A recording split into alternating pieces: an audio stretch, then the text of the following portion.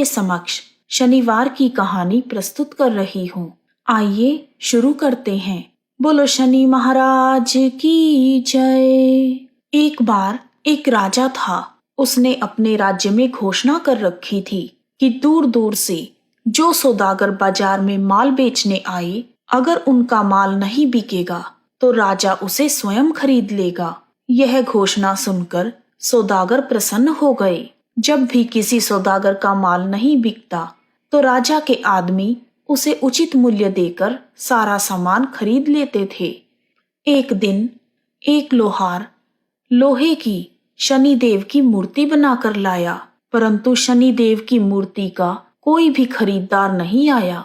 शाम के समय राजा के कर्मचारी आए और वह मूर्ति को राजा के पास लेकर गए। राजा ने उस मूर्ति को आदर के साथ महल में रखवा लिया।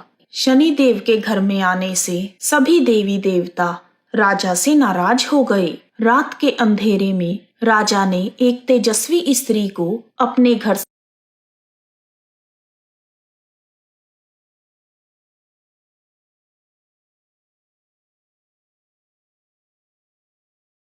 सकती। तब राजा ने उसे नहीं रोका।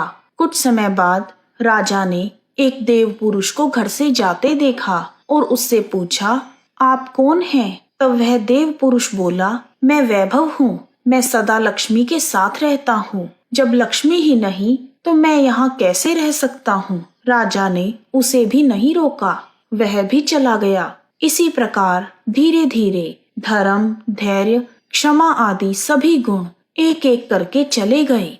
राजा ने किसी को भी रुकने के लिए नहीं कहा। अंत में जब सत्य जाने लगा तब राजा के पूछने पर उसने कहा, जहाँ लक्ष्मी, वैभव, धर्म, धैर्य और क्षमा का वास नहीं तो मैं यहाँ क्या करूँगा? तब राजा सत्यदेव के पैरों में गिर पड़ा। महाराज, आप कैसे जा सकते हैं? आप ही के बल पर मैंने लक्ष्मी, वैभव, धैर्य, धर्म आदि सभी का तिरस्कार किया है। मैं आपको नहीं छोड़ूंगा। राजा का इतना आग्रह देखकर सत्य वहां पर रुक गया। महल के बाहर सभी देवी देवता सत्य की राह देख रहे थे। उसे ना आता हुआ देखकर धर्म बोला, मैं सत्य के बिना नहीं रह सकता। मैं वापिस जा रहा हूँ। धर्म के पीछे पीछे क्षमा, वैभव, लक्ष्मी सभी लौट आए तथा राजा से कहने लगे, तुम्हारे सत्य प्रेम के कारण ही हमें यहाँ लौटना पड़ा है। तुम जैसा राजा दुखी नहीं रह सकता।